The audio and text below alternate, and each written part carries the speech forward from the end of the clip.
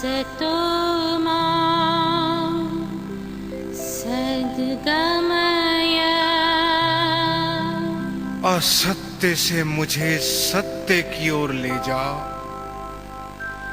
तमसो मा ज्योतिर्गमय। अंधकार से मुझे प्रकाश की ओर ले जा। मृत्योर्मा अमृतं गमय। मृत्यु से मुझे अमरता की ओर ले जा।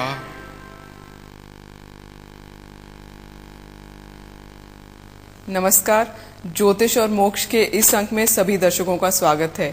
श्री भरत उपमन्यु आज हमें बताएंगे कि केतु से प्रभावित व्यक्ति को मोक्ष की प्राप्ति के लिए भक्ति का कौन सा मार्ग अपनाना चाहिए।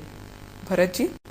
9 ग्रहों में केतु को मोक्षदाता ग्रह कहा गया है। केतु को मोक्षदाता ग्रह स्थापित करने के पीछे बहुत सारे वैदिक पौराणिक आख्यान हैं और एक विशद चर्चा इसमें हो सकती है। हमारे इस चर्चा में उन सब वैदिक और पौराणिक बातों का उल्लेख करना संभव नहीं है। फिर भी केतु मुक्तिदायक है, यह एक निर्विवाद सत्य है और ज्योतिष जगत में इसकी सार्वजनिक मान्यता स्वीकार की गई है। केतु के प्रभाव क्षेत्र में मीन राशि आती है। किसी भी माह की 7, 16 और 25 तारीख केतु के प्रभाव क्षेत्र में आती है। केतु से प्रभावित व्यक्ति जन्मजात मुक्ति मार्ग या मुक्ति की तलाश करते पाए जाते हैं। ऐसे व्यक्ति कुछ निराले होते हैं। उनके आचार विचार, मानसिक धारणाएं और सोच विचार अन्य लोगों से हटके होते हैं। उनके जीवन में एक विशेष तरह का सुरताल पाया जाता है और अपने रहन सहन के तरीके से, पहनावे के तरीके से और स्पष्ट विचारों के कारण वो समाज में सम्मान, ख्याति और अपना एक अलग स्थान बनाने में सक्षम रहते हैं। केतु मोक्ष मार्ग में चरण सेवा भक्ति का श्रेष्ठ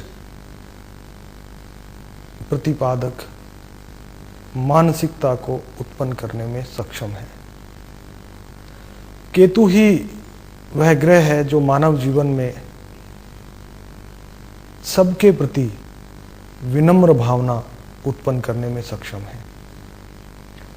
इसलिए केतु से प्रभावित व्यक्तियों को ईश्वर की चरण सेवा या पाद सेवा भक्ति का अनुसरण करना चाहिए।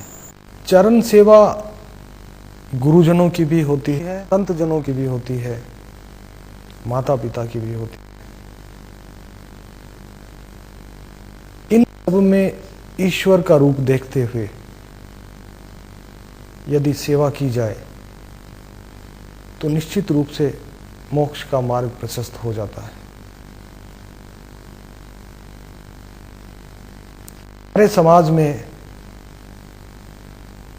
चरण सेवा, चरण धूलि लेना, चरण स्पर्श करना एक लौकिक रिवाज आदिकाल से चला आ रहा है।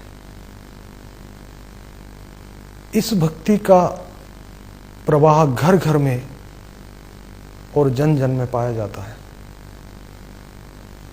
पाद सेवन भक्ति को संस्कार के रूप में भारतीय सभ्यता और समाज में देखा गया है।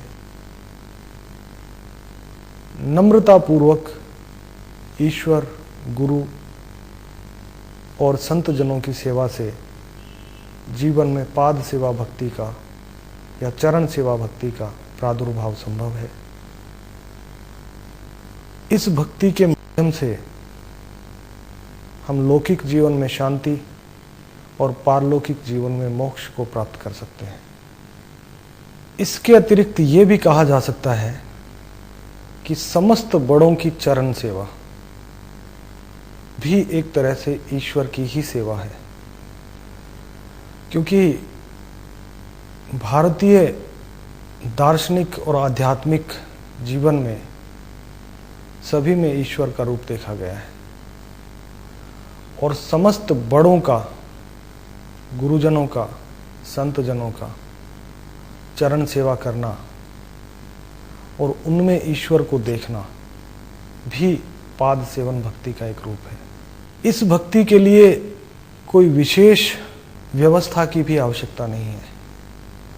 समाज में सभी बड़ों के प्रति श्रद्धा, गुरुजनों के प्रति श्रद्धा, माता पिता के प्रति श्रद्धा और उनकी चरण धूलि लेना अपने आप में ईश्वर भक्ति का ही एक रूप है। इस भक्ति के माध्यम से, जैसा कि पहले बताया गया है, लौकिक जीवन में सफलता और पारलौकिक जीवन में मोक्ष की निश्चित उपलब्धि हो सकती है। धन्यवाद भरत जी। दर्शकों, आज की चर्चा यहीं समाप्त करते हैं। अगले अंक में आपसे फिर भेंट होगी। नमस्कार।